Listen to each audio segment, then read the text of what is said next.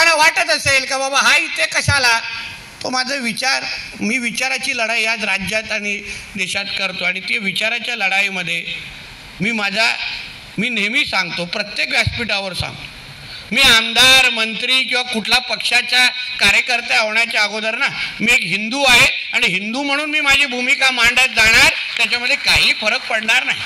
मग कितीही अंगावर आले, कितीही माझ्यावर टीका करत बसले, मला त्याचा काही जास्त फरक पडत नाही, जास्त फरक पडत नाही. अगोदरही राण्यांना काही फरक पडायचा नाही, आजही पडत नाही आणि उद्याही पडणार नाही. हे काही लोकांनी त्या गोष्टीची नोंद घ्यावी.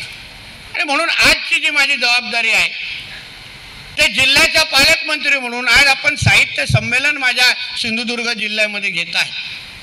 माझं मानसच आहे, माझी इच्छा आहे आणि मी आपल्याला विश्वास देतो की येणाऱ्या वर्षामध्ये आपल्या ह्या जिल्ह्याच्या साहित्यिकांना किंवा साहित्याला ज्या पद्धतीने जतन करण्यासाठी जी यंत्रणा लागेल, जेवढी काही निधी लागेल, जे काही प्रयत्न करायला लागतील ते मी निश्चित पद्धतीने करेन, हा विश्वास तुम्हाला मी आजच्या निमित्ताने देतो.